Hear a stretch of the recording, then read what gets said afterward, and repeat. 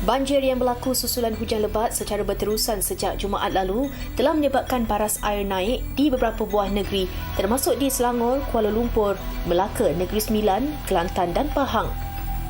Hujan lebat dengan kadar taburan mencecah 380 mm turut menyebabkan ribut dan pokok tumbang selain beratus kenderaan rosak dan hanyut di bawah arus. Di samping itu, 10 laluan di Lebuhraya Kuala Lumpur menghala ke Karak juga ditutup mengakibatkan ratusan buah kenderaan terputus hubungan akibat kejadian tanah runtuh sekitar jam 11 malam Sabtu lalu. Limpahan air dan peparitan juga telah menyebabkan Bandaraya Kuala Lumpur tenggelam akibat berlakunya banjir kilat di beberapa jalan sekitar ibu kota. Justru setakat petang semalam, jumlah mangsa banjir di 8 buah negeri di Semenanjung meningkat ke 34,000 mangsa. Menurut laman sesawang info bencana Jabatan Kebajikan Masyarakat JKM, jumlah mangsa terjejas membabitkan 9,678 keluarga yang kini ditempatkan di 347 pusat pemindahan sementara. Di Selangor, seramai 9,904 mangsa dari 3,760 keluarga berlindung di 68 pusat pemindahan akibat rumah yang didiami mereka dinaiki air, manakala Klang, Shah Alam dan Sepang antara yang teruk terjejas dalam banjir luar biasa ini. Kejadian banjir terbesar ini juga telah mengorbankan 1 nyawa, manakala 2 mangsa lagi dikuatiri lemas di Pahang. Berat mata memandang, berat lagi bahu memikul. Justru itu, diharap mereka yang terjejas akibat banjir ini sentiasa kuat dan tabah dengan ujian yang diturunkan. Berat mata memandang, berat lagi bahu yang memikul. Kita tahu berita berkenaan dengan banjir ini sangat mengejutkan kita. Kita tahu ramai yang belum ada pengalaman dalam menghadapi banjir, tapi mungkin ini adalah satu ujian dan ada hikmahnya. Baik, kita nak terus berlintas langsung bersama rakan pengacara kami, Sugita Chandra yang kini berada di Sekolah Menengah Kebangsaan USJ 23. Sugi.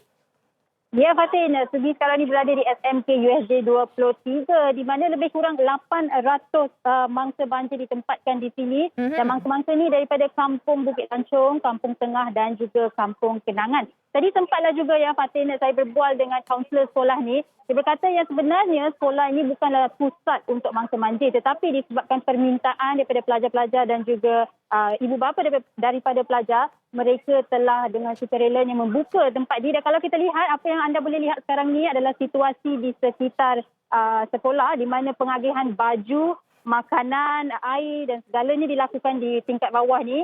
Dan 2 blok telah dibuka untuk mereka menggunakannya sebagai tempat tidur mereka. Di mana kalau kita lihat, tadi saya sempatlah juga berjalan memantau, semuanya dah diberikan kelengkapannya daripada tikar, alas tidur, alas bantal dan baju-baju memang semuanya dah ada banyak. Jadi menurut kaunselor, walaupun ini baru hari kedua di mana mereka ditempatkan di sini, segala kelengkapannya telah diberikan oleh orang ramai yang tampil hadapan menunjukkan keprihatinan kita lah sebagai rakyat Malaysia, Fatin. Okey, Sugi, saya dapat diberitahu juga Sugi juga ada menghulurkan kata dari segi NGO dalam bantuan perubatan dan juga ubat-ubatan kepada mereka yang memerlukan. Kalau boleh dikongsikan juga, Sugi? Fatin, sebenarnya ini bukanlah NGO ke apa, tapi saya bersama dengan abang saya dan juga rakan-rakan yang lain telah mengambil inisiatif sendirilah sebab kita sendiri tak pernah mengalami situasi banjir. Walaupun rumah saya tidak dinaiki air, tapi ada kawasan berhampiran dengan rumah saya yang dinaiki air. Dan apabila kita memantau situasi di lokasi itu, memang terasalah keperitan mereka. Walaupun kita terasa mereka yang melaluinya pastinya lebih susah bagi mereka. Jadi apa yang kami telah lakukan adalah telah menggunakan wang duit sendiri bersama dengan rakan-rakan yang telah membantu dengan menghulurkan sedikit derma. Kami telah membelikan tikar untuk mereka, bantal, makanan. Ubat-ubatan telah diminta oleh sukarelawan PBSM di sini. Jadi kami akan membelikan ubat-ubatannya hari ini. Dan tadi Fatin, saya sempat juga lah berbual dengan antara salah seorang mangsa banjir. Dia walaupun dia bercerita dengan ada senyuman di matanya, saya nampaklah dia ada harapan yang semuanya akan berpulih. Tapi bila dia bercerita tu, saya tak boleh bayangkan diri saya di dalam situasi itu. Di mana dia kata memang tak sangka akan banjir. dia keluar daripada rumah, tak tahu yang air dah naik. Tetapi selepas dia keluar, dia dah tak boleh masuk ke dalam rumah. Ayahnya, ibunya tersekat dekat dalam rumah. Dan katanya dia memang air dah surut, tetapi masih ada lagi ahli-ahli keluarga yang tersangkut. Ada lagi kelompok yang tersangkut di dalam kampung Bukit Lancur yang tidak boleh keluar. Jadi harap-harapnya segala bantuan makanan diberikanlah sebab memang tak ada elektrik. Makanan pada masa itu pun terputus bekalannya. Jadi apa yang kita harapkan adalah supaya kita semua masing-masing memberikan bantuan yang kita boleh dan sinar baharu akan mereka dapat sinar yang baharu lah selepas ini. Sebab situasi ini memang tak dijangka. Kita semua tidak dijangka ya Shah Alam. Kelang akan dinaiki air begitu teruk kan. Betul. Sugi di Subang, saya di Shah Alam dan Fiza di Kelang masing-masing terkesan juga kan. Okey Sugi, kalau kita tahu juga kan dalam keadaan banjir ini kita perlu juga terus mematuhi SOP. Kalau di SMK di tempat Sugi sekarang ini bagaimana pematuhan SOP setakat ni? Okey, baik Fatih. Kalau saya lihat di sekitar saya ni memangnya semua orang memakai mask daripada kanak-kanak kecil sehinggalah yang dewasa. Tetapi saya faham dalam situasi begini apabila kita terlalu lama memakai pelitup muka akan jadi sedikit rimas. Jadi adalah mereka yang mengambil rehat di tempat yang jauh sedikit. Bukan di dalam kalangan orang ramai. Mereka mengambil nafas sedikitlah. Kita faham, kita manusia kan. Tapi tadi saya sempat juga Fatin menjenguk sebuah lagi sekolah di mana swab test sedang dilakukan untuk semua orang di SK Alam Megah 3 di mana 1,700 orang sedang melalui swab test sekarang ini. Jadi saya rasa memang segala kelengkapan diberikan, segala orang kata untuk menjaga keselamatan segalanya diambillah oleh pihak yang berurusan di sana. Sugi, ada jangkaan ke bila masa-masa banjir ini boleh pulang ke rumah mereka? Kalau kita tahu cuaca pun agak baik, mungkin keadaan banjir semakin surut. Ada apa-apa kabar berita dari pihak berkuasa? Buat masa sekarang Fatin memang tidak ada sebab ramai dalam kalangan mereka telah kehilangan rumah mereka. Jadi mereka harus membersihkan kawasan itu dahulu. Setelah itu baru boleh menyiapkan rumah-rumah mereka. Ada yang telah kehilangan kesemuanya. Ini satu lagi kisah di mana seorang lagi yang telah sempat berkongsi ceritanya bersama dengan ibu saya semalam. Ya, betul. Dia melihat ibu saya dan terus berlinang air mata sebab katanya kehilangan segala-galanya. Dia berkata kepada mak saya yang, "Aunty, saya ada ni je, baju ni je yang saya ada buat masa sekarang." Terus dia berlinangan air mata. Jadi kita faham keperitan mereka kan Fatin, walaupun itulah kita kata memang tak diduga langsung situasi begini akan berlaku.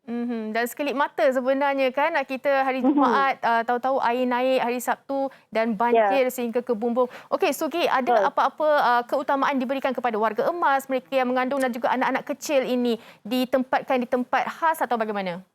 Buat masa sekarang, apa yang saya lihat, warga emas ditempatkan di bahagian tingkat bawah sebab susahlah untuk mereka naik ke atas kan.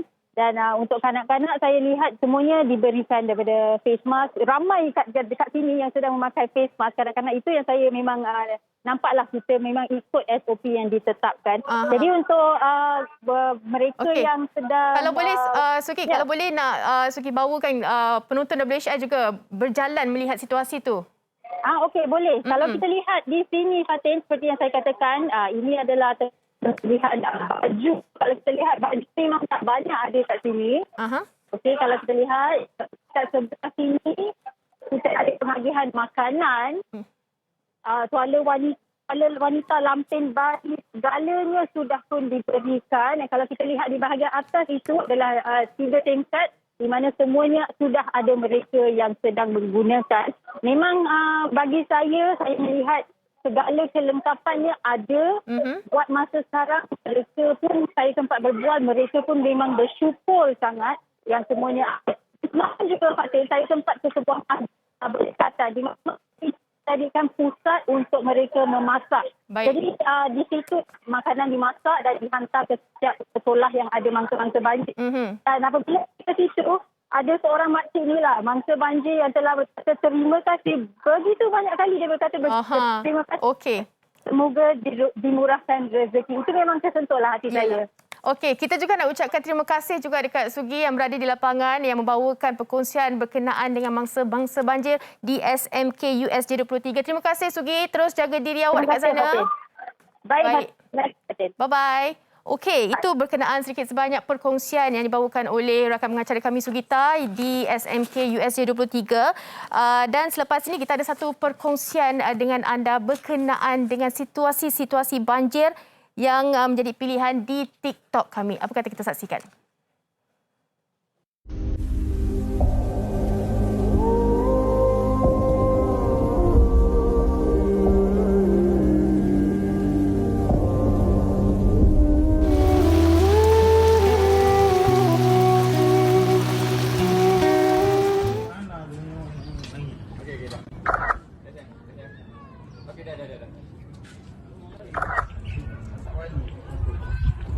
Elok tangan bang, takut cakau. Gerak. Alhamdulillah. Tunggu bang, ada makanan bang, makanan. Alhamdulillah. Makan dulu, makan dulu. Isi perut. Makan. Tegalai habis.